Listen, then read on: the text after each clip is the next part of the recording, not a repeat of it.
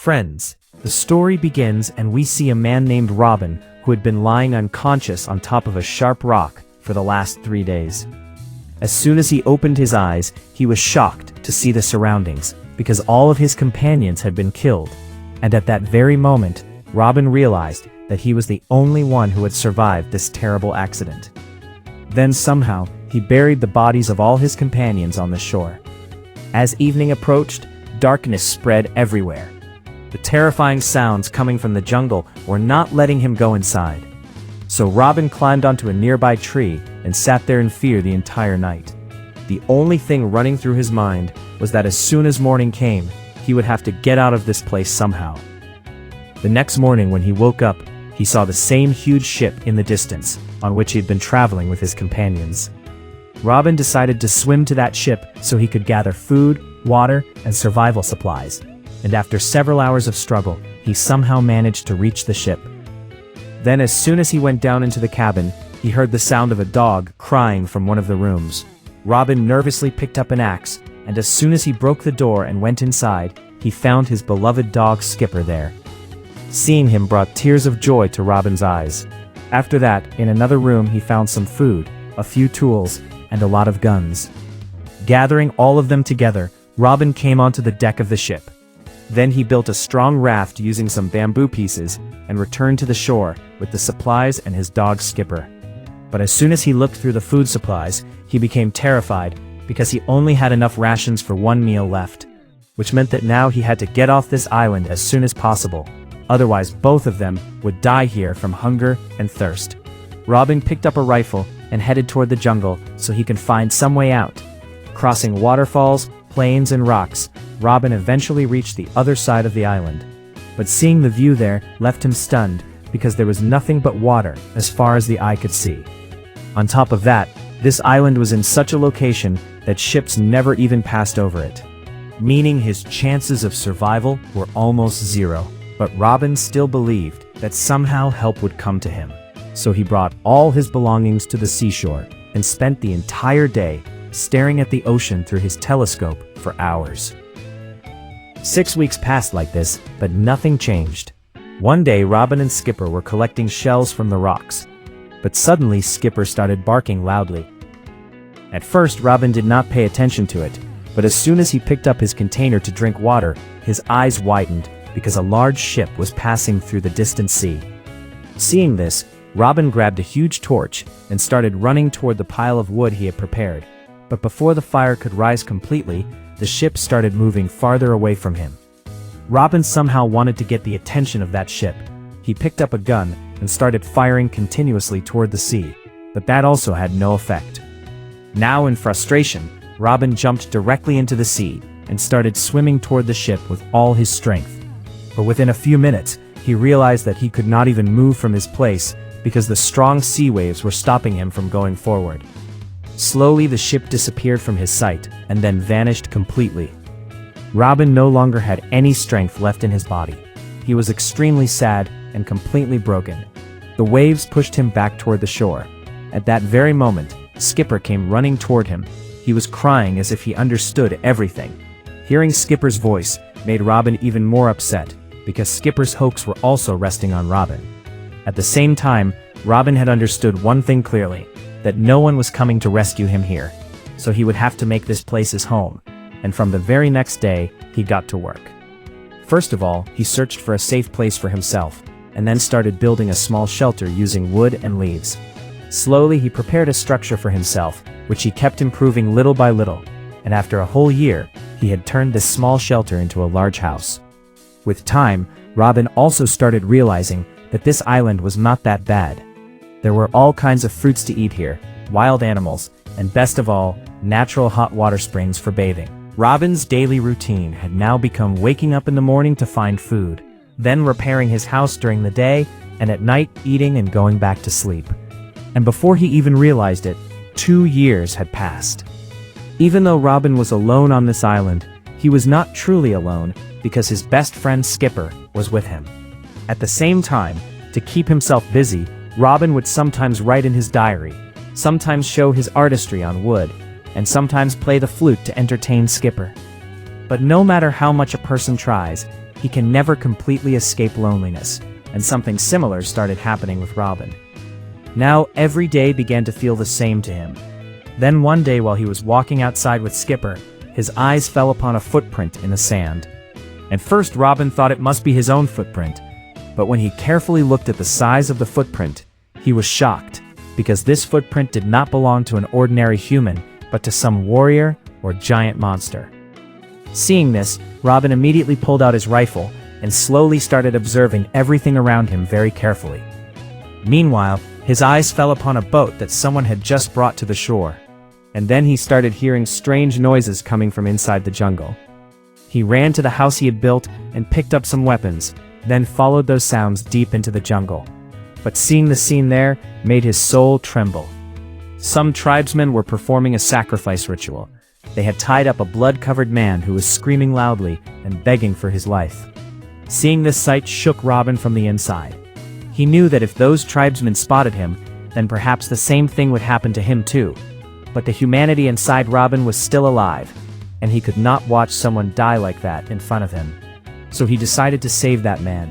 He picked up his rifle, took aim, and shot one of the tribesmen dead. Seeing this, the rest of the tribesmen panicked and started running away.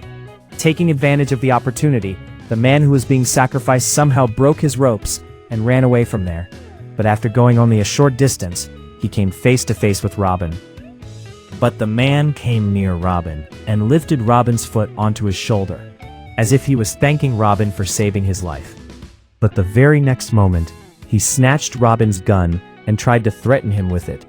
Here Robin knew that this man did not know how to use a gun, because he was holding it as if it were a wooden stick. Robin tried to explain to him that he was not an enemy, but a friend. But the man could not understand anything Robin was saying. Then Robin opened his bag and took out some fruits and food and placed them on a rock. The tribesman first looked at Robin, then at the food, and then back at Robin. Actually, he had now understood that Robin was not a threat to him. But as soon as he stepped toward the food, two dangerous tribesmen came out from the jungle and attacked them. But Robin wasted no time, snatched his gun back, and fired at them. The first tribesman died on the spot.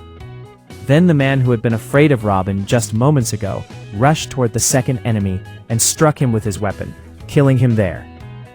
Seeing this, Robin understood that he was no longer alone.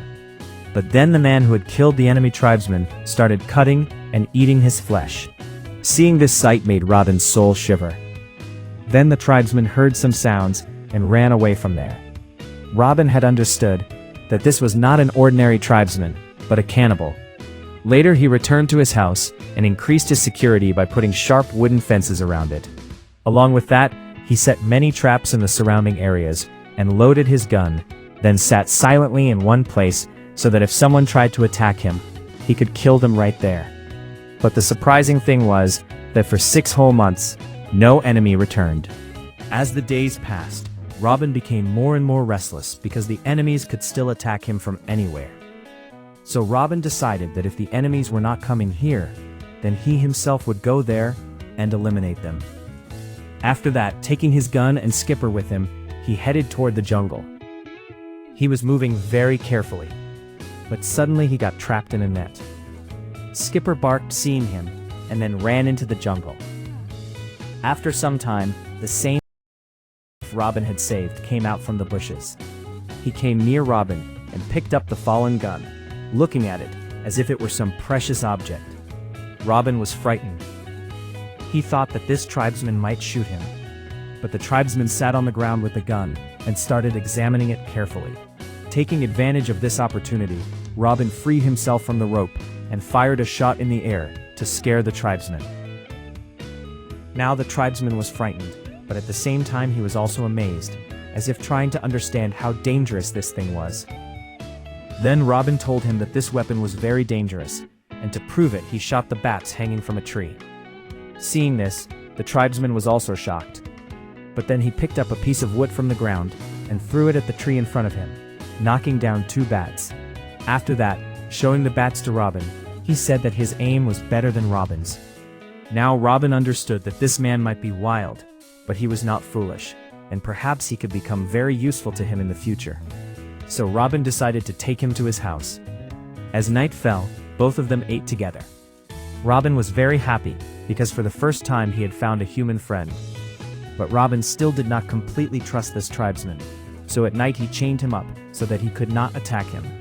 But the next morning, the tribesman opened his chains and came directly to Robin. Hearing footsteps, Robin immediately picked up his gun. But when he saw the tribesman, he calmed down a little, because the tribesman had brought food for him. Seeing this made Robin very sad. After that, he immediately removed the tribesman's chains and started apologizing to him. Since the tribesman had no name, Robin named him Friday. After this, Robin decided that he would teach Friday his language. At first, he thought it would take months or years, but Friday was no ordinary tribesman. His mind was very sharp, so in just 6 months, he easily learned the basics of Robin's language. Then one evening, while both of them were sitting near the fire, Robin started telling Friday about the Bible. Actually, he wanted Friday to start believing in God just like him. But Friday said that his tribe only believed in their bird god, and he only believed in things that he could see.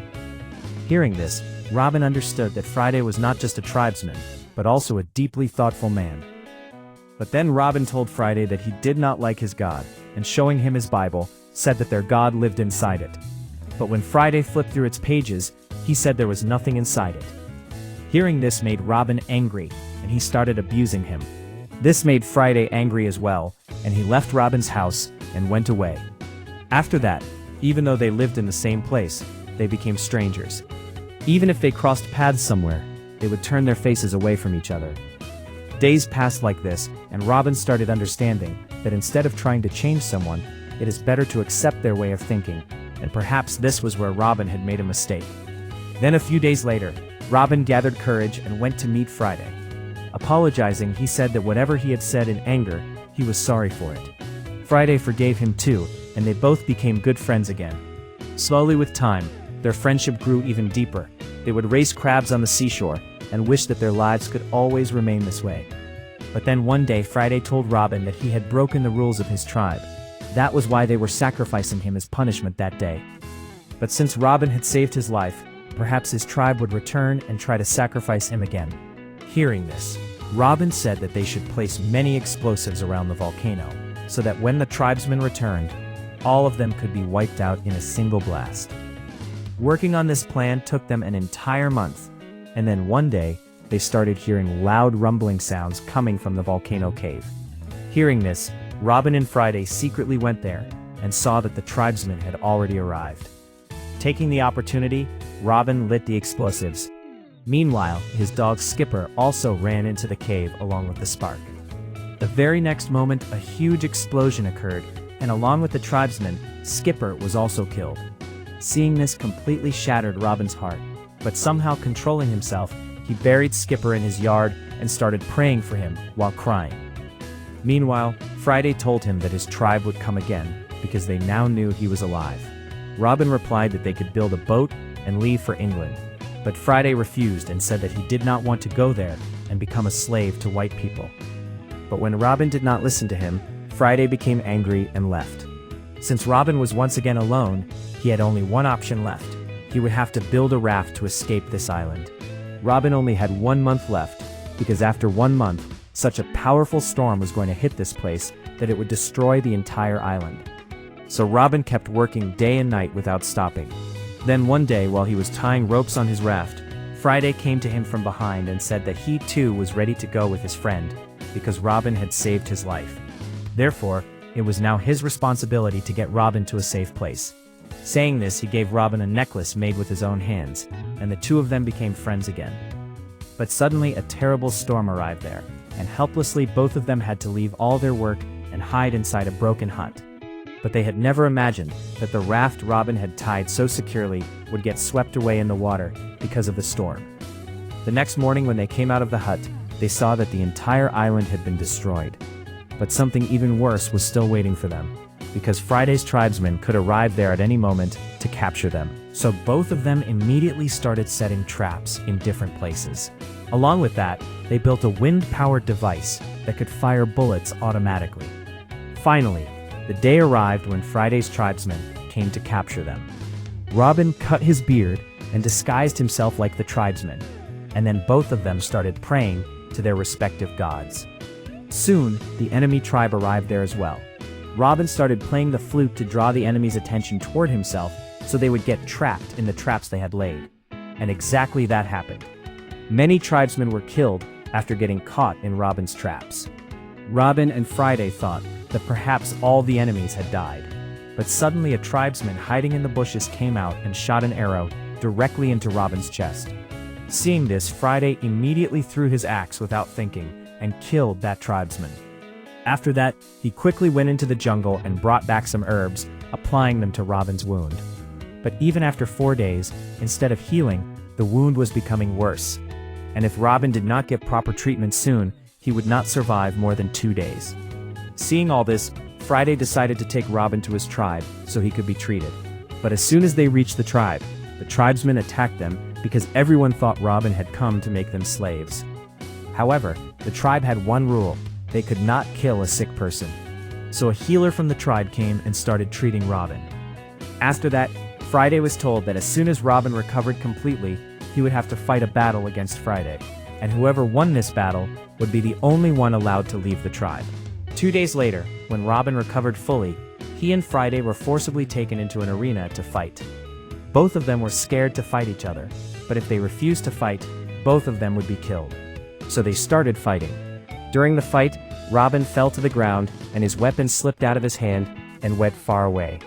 Robin knew that now he was going to die, so he spread his arms and closed his eyes. But Friday refused to kill him because Robin was his very good friend. But suddenly a gunshot was heard, and Friday fell directly into Robin's arms.